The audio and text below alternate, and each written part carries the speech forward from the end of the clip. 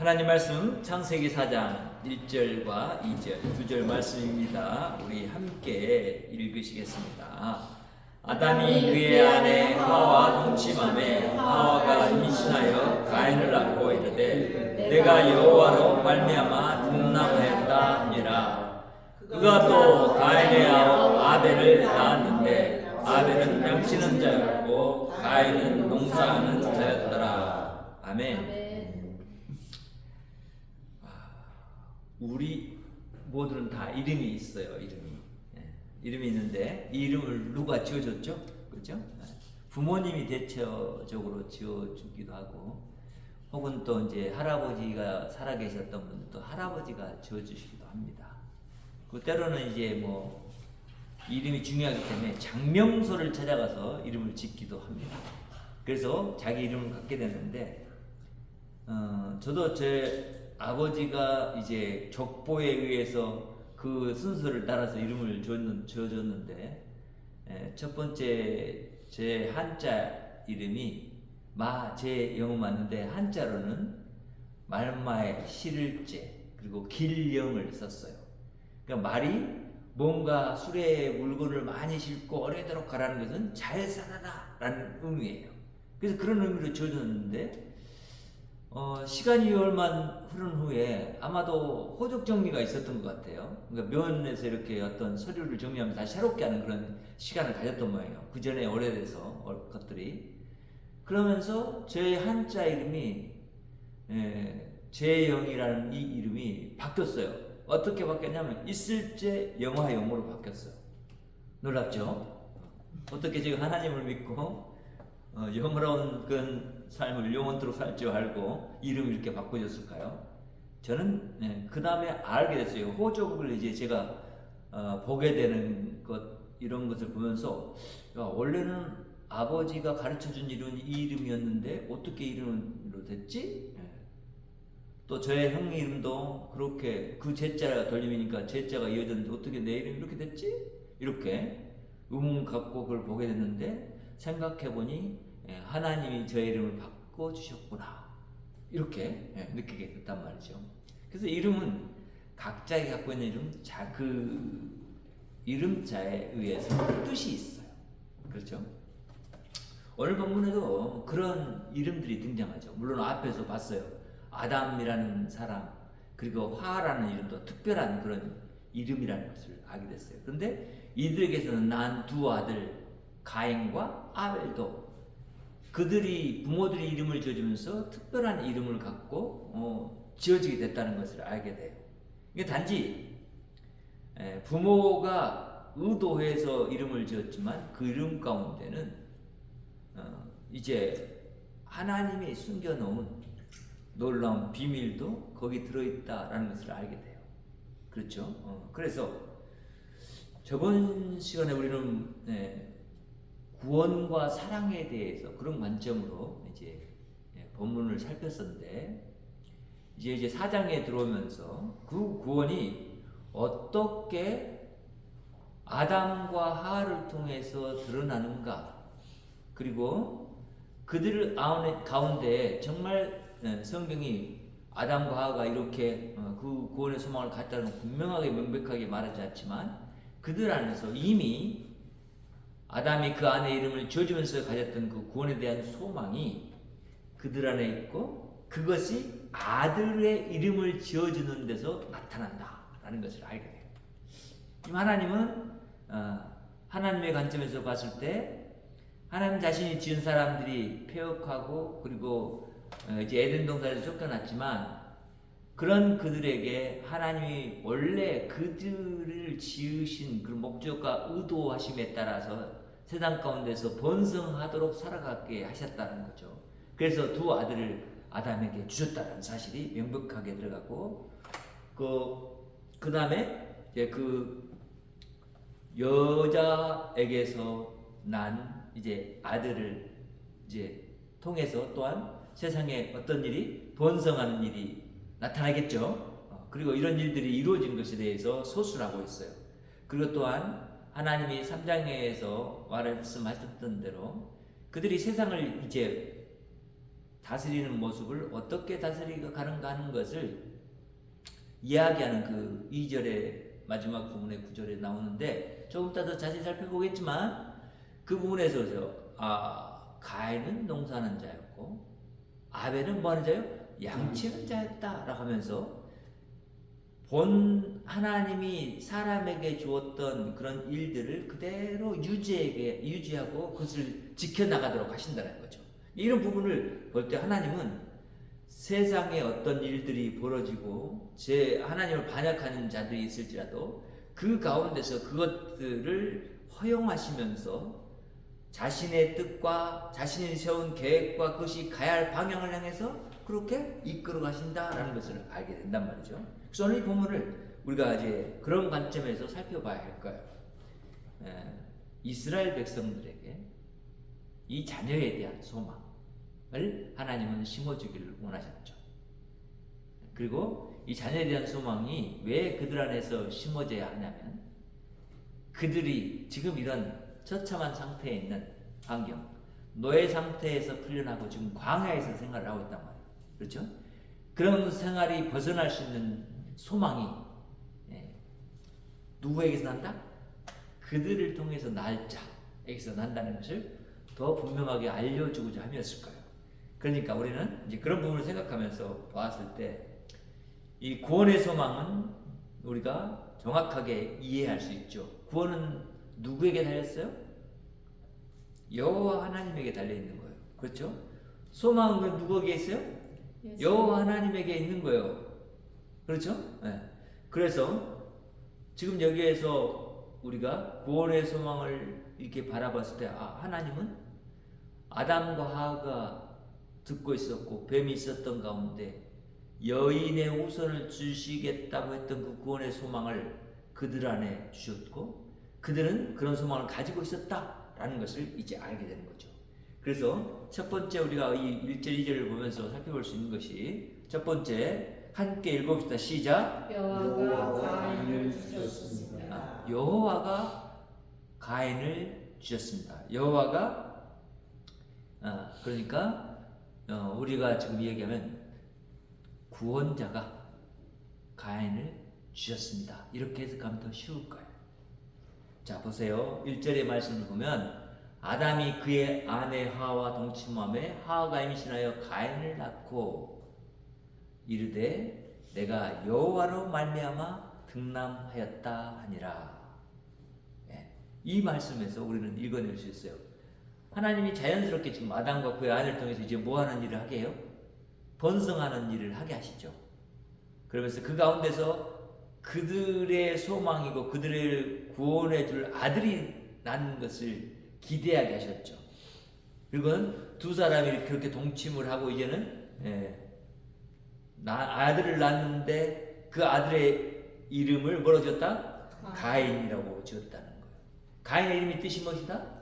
여호와로 말미암아 등남하였다. 얻었다, 획득했다 이런 뜻이란 말이에요. 그런데 하와가 고백한 고백의 말로 딱 들었을 때 우리는 알 수 있어요. 하와도 지금 내가 여호와가 나에게 아들을 줘서 내가 아들을 낳았다라는 식의 이야기만을 하고 있지 않고 이미 앞에서 이야기했던 의미를 알았어요. 3장 심판 가운데 들었던 소망을 알았단 말이에요. 그리고는 자기 이름을 아담이 그렇게 하와라고 지어준 그 의미를 알고 있어요. 그럼 그가 이제 기다리고 있었던 것은 뭘까요? 아들.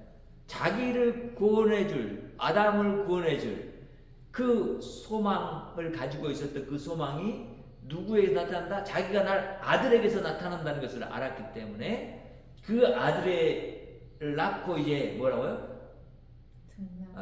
내가 여호와로 말미암아 여호와께서 우리에게 나에게 주시겠다고 약속했던 나의 후손을 이 아들을 주셨다라고 말하는 거예요. 주목하세요, 여러분. 여기서도 아담이 여호와로 말미암아 등남하였다라고 이렇게 말했어요. 누가 말했어요? 하와가 그러잖아. 하와가 임신하여 가인을 낳고 이르되 이렇게 말하잖아요. 그렇죠? 하와가 말해요. 내가 여호와로 말미암아 등남하였다 이렇게 말해요. 자, 하나님은 여인의 후손과 뱀의 후손이 싸울 것이다 라고 얘기했었어요. 그렇죠? 그러니까 여인인 하와가 누구를 낳았다는 거예요? 아들을 낳았다는 거예요. 누구? 자기 후손을 낳았다는 거예요. 이제 그러니까 이 후손에 온 기대와 소망이 딱 들어있는 그런 이름을 지어준 거잖아요. 내가 여호와라 말하면 얻었다. 뭘 얻었다는 거예요? 그냥 단순히 아들 얻었다? 아니란 말이에요. 우리를 구원해 줄 자를 얻었다는 의미가 되는 거예요. 숨겨져 있는 의미지만 우리가 상세히 살펴보면 그런 거예요. 흐름을 살펴보면. 그러니까 이렇게 하게 됐어요. 가인을 낳고 내가 여호와께서 말씀하셨던 그 뱀을 심판한 가운데 주셨던 구원에 대한 약속을 이제 우리에게 이루어줄 아들을 얻었다라고 말을 함께 된 거란 말이에요. 그래서 여호와가 나에게 아들을 주셨다. 그래서 나는 이 아들의 이름을 하나님이 주신 것이기 때문에 얻었다, 획득했다라는 뜻으로 가인이라고 지어줄 것이다 라고 해서 가인이라는 이름을 붙여준 거란 말이죠. 이해되셨죠? 그러니까 지금 이 부분에서 이제 우리가 보게 되는 것은 하나님이 주셨던 말씀에 대해서 이제는 이들이 조금 완전하게 이해하지는 못하지만 그 이해했던 바대로 생각하고 있었고, 에덴에서 쫓겨났지만 지금 자신들이 생각하고 있는 분 누구다? 하나님이었고 마음속에 생각하고 있단 말이죠. 그 하나님이 주셨던 그 말씀, 너의 후손이 나고 그 후손이 뱀의 후손의 머리를 짓밟아서 이기고 승리하게 될 것이다. 그 승리의 기쁨이 이제 그래서 우리는 얻게 될 것이라는 그 기대를 갖고 지금 기다렸던 아들을 낳았다라는 것을 알게 되는 거예요. 두 번째는 그런데 이제 가인을 낳고 이제 가인이 어느 정도 자라가면서 좀 자라는데 자라는 가운데 또 누구를 낳냐면 아벨을 낳네요. 그래서 이제 또 이 구원의 소망은 여호와가 아벨을 주셨으므로 지금 누구를 통해서 낳았어? 이 아벨도? 여자를 통해서 낳았어. 그러니까 이제는 큰 아들이 가인이 구원의 소망인지 아벨이 구원의 소망인지 이게 모르게 됐단 말이죠. 이제 헷갈린 거야. 도대체 누가 기지? 누가 하나님 말씀하셨던 아들이지? 이것을 헷갈리겠단 말이야. 그래서 지금 보면 2절에서 그가 또 가인의 아벨을 낳았는데라고 아벨이라는 이름을 직접 얘기를 해버려요. 그렇죠? 아벨은 아벨이란 그러면 이름의 뜻이 무엇인가? 라고 했을 때 우리는 지금 얘기했던 사실들을 분명히 아담과 하와가 생각하고 그렇게 지어줬을 거라고 생각해요. 봐요. 아벨이라는 이름의 뜻은 어떤 뜻이냐면 의미 없다 이거예요. 그리고 덧없다 라는 뜻을 가진 이름이에요.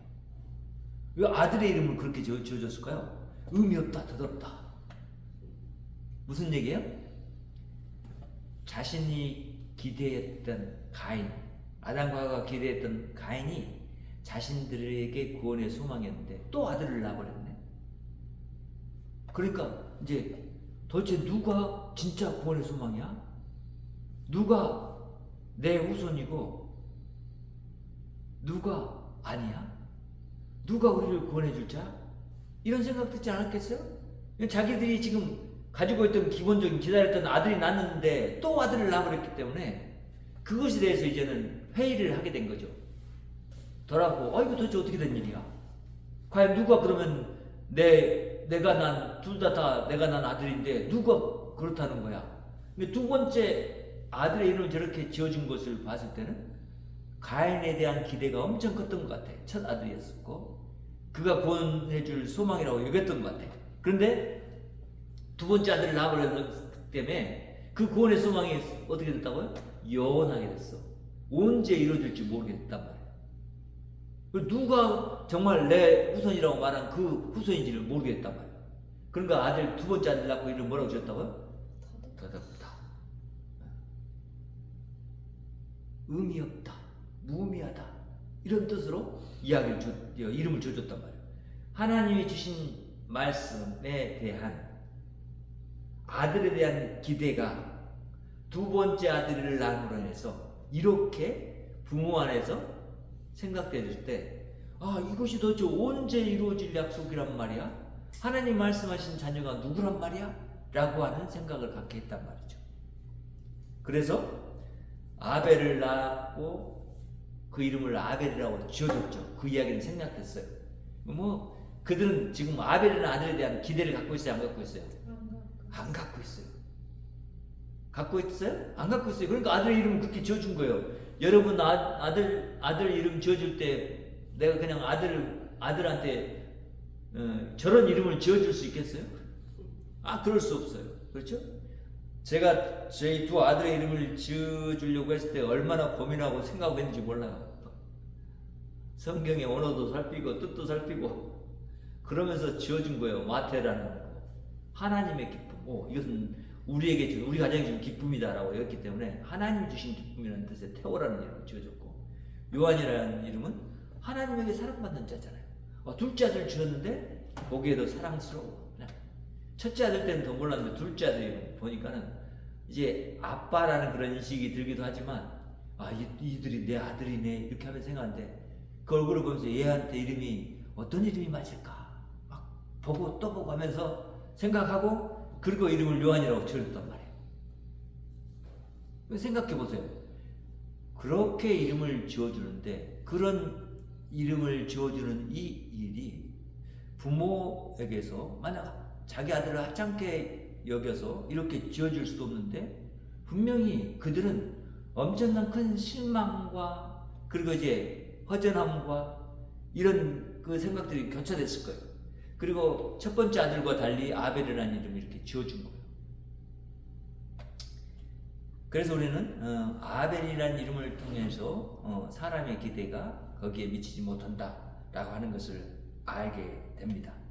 그리고 이 구절을 보면서 우리는 이제 하나님이 의도적으로 지금 가인과 아벨에 대해서 이 이야기를 기록하게 하셨다라는 것을 알게 돼요.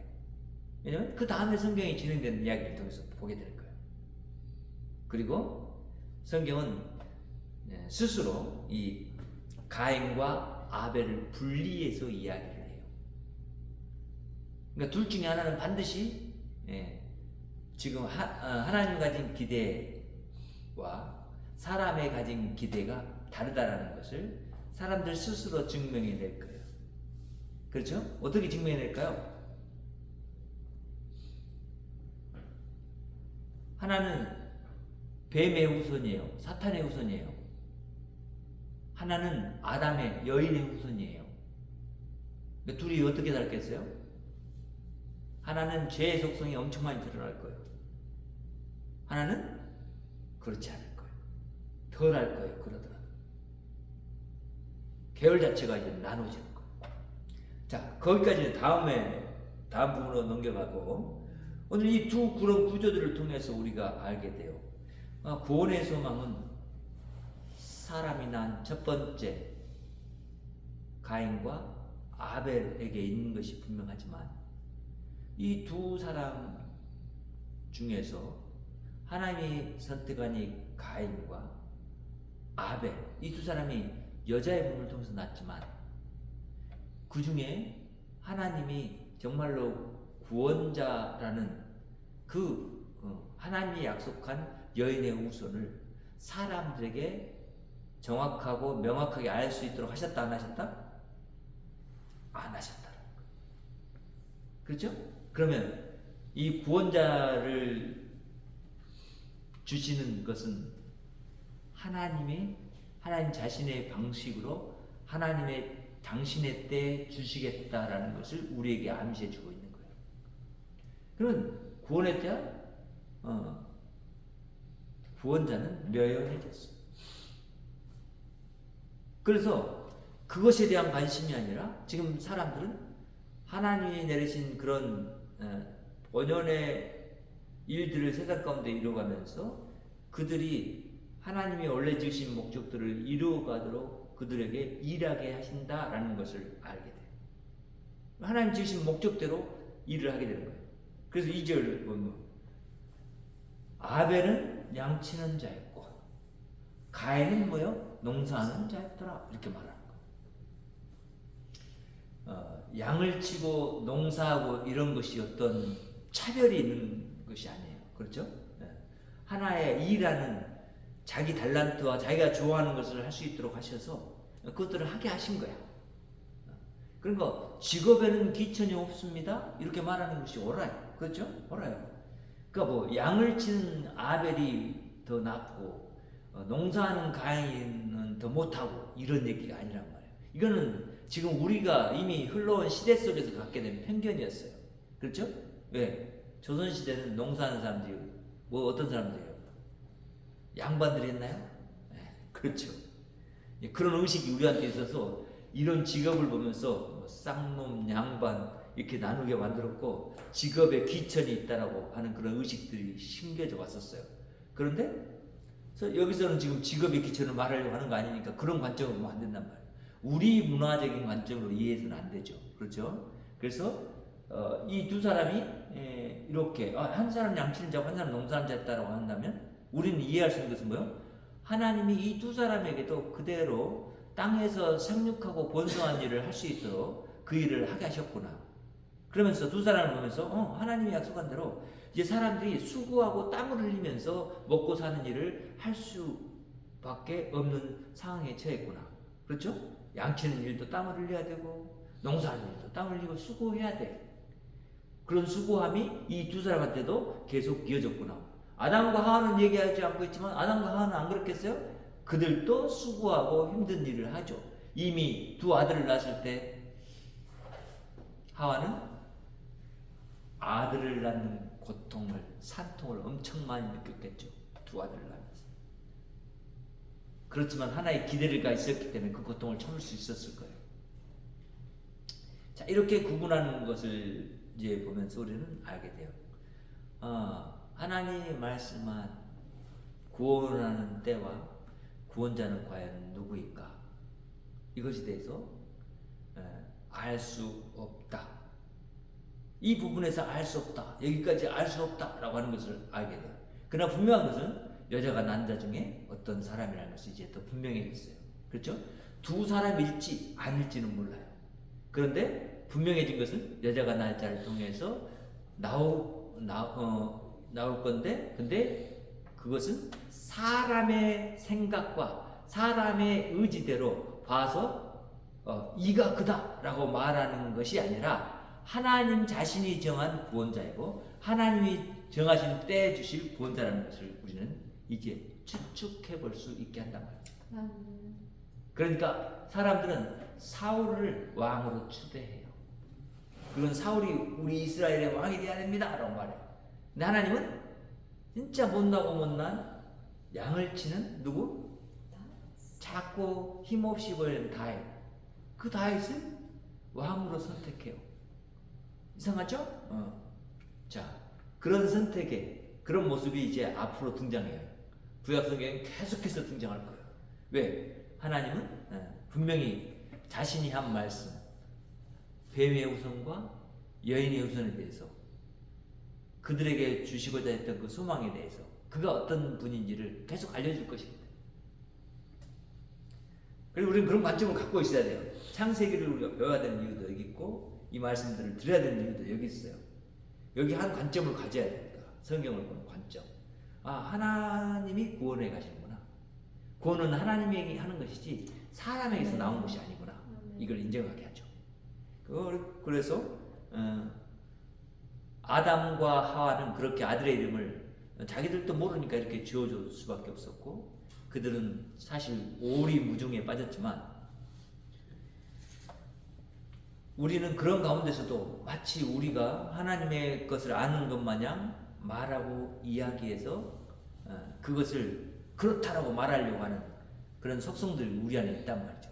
그러니까 사람들 대화해 보면 이렇게 대화 가운데 드러나죠. 이게 내가 아는 것이 전부기 때문에 이 아는 걸 가지고 저 사람을 어떻게 이야기할 때 대화할 때 이렇게 해요. 야, 그거 아니야. 그거 그러해 이렇게 말을 하려고 해요. 자기가 가지고 있는 걸로. 근데 사실은 따지고 보면 우리가 별로 아는 것이 없어요. 우리나라 대부분 사람들 보면 이렇게 말해요. 이름만 알고 있어도 저 사람 나 안다라고 말을 해요. 이름만 알고 있어도. 근데 그러나요? 아나요? 진짜 알고 있나요? 모르잖아요. 그렇죠? 몰라요. 진짜 아는 것이 아니에요. 근데 안다고 그래요. 그러니까 우리 이 부분에서 이제 이런 거예요. 아, 하나님이 이 구원의 소망은 하나님이 비밀한 가운데서 사람들이 잘 알지 못한 상태에서 이루어가서 하나님이 나타내실 것이다 라고 하는 그런 생각을 우리에게 갖게 만들어줘요. 사람은 생각했어요. 가인인 줄 알았어요. 근데 아니었단 말이죠. 아벨이 또 나버렸기 때문에. 뭐 누굴까에 대해서 이제 알지 못하게 됐어요. 그런 것처럼 우리는 그런 사람들이에요. 부족해요. 첫 번째 만들어졌던 죄악에 더 이렇게 오염되지 않았던 아담과 하하가 그때는 더 지혜롭고聪明했을 거예요. 우리보다도聪明했을지 몰라요. 그런데 그런 그들이 몰랐어요. 말을 해주지 않았기 때문에. 근데 우리는 어떤 것을 내가 안다고 생각해서 내가 알고 있는 지식으로 저건 옳고 저건 그러다 라고 쉽게 말해버리려고 해요. 그런데 가만히 생각해보면 그게 아니라는 걸 알게 돼요. 내가 알 수 있는 것이 한계가 있고 또 다른 사람도 알 수 있는 게 한계가 있어요. 그리고 자신들이 알고 있는 경험이나 그것이 완전한 것 마냥 말을 해요. 그것이 사람이에요. 그런데 우리는 이것을 이렇게 보고 들으면서 알게 돼요. 아, 우리는 그런 한계 속에서 살아가는구나. 어떤 부분에서든지 힘이 됐든 지식이 됐든 그리고 지혜가 됐든 그리고 우리가 할 수 있는 어떤 일이 됐든 모든 부분에서 그렇구나. 이것을 알게 돼요. 그러니까 나는 내가 좋아하는 것을 열심히 하다 보면 그 좋아하는 것을 통해서 내가 그 좋아하는 부분에 아는 것을 남들보다 조금은 더 알아갈 수 있고 그럴 수는 있어요. 그런데 모든 걸 다 알 수는 없어요. 어느 정도 이렇게 추측하고 바라보고 이해하고는 할 수 있어요. 그럴 수가 없단 말이죠. 모든 걸 다 이해할 수 없고 모든 걸 다 알 수는 없단 말이에요. 그런 한계가 있단 말이에요. 그러니까 아벨과 가인이 각자 가진 하나님 주신 능력, 달란트, 성격, 성향, 성질 이런 것들을 통해서 자기의 삶을 주관해 가는 거예요. 이 두 삶이 다르지만 틀려서는 안 돼. 무슨 얘기인지 알겠죠? 다르기는 달라. 그런데 틀려서는 안 된다는 얘기는 하나님이 주신 그 생명의 온전한 모습을 주신 달란트를 가지고 온전히 드러내는 대로 살아가야 돼. 그렇죠? 양을 치는 데서 순전하게 양치는 삶 속에서 그렇게 드러내야 되고 농사하는 자는 또 농사를 통해서 그렇게 드러내야 돼요. 그것이 하나님이 원래 사람을 세상에 이렇게 낳게 하시는 이유들이 있죠. 세상을 어떻게 하기 위해서? 다스리고 정복하고 그리고 충만해지고 그래서 모든 것들이 하나 되어서 하나님 앞에서 그 생명력으로 영광 돌리는 살아있는 예배를 하게 하기 위해서 오늘 또 이제 우리가 여기에 왔습니다. 구원의 소망은 영원해졌고 그렇지만 그 구원의 소망은 누가 이루어 가신다? 하나님이 말씀하신 대로 하나님이 이루어 가신다. 우리의 구원도 누가 이루신다 그래서 하나님이 이루신다는 거예요. 그러니까 우리는 그런 기대와 소망을 우리가 눈에 보여지는 것에 두지 말고 하나님에게 두는 것이 지혜로운 사람이다.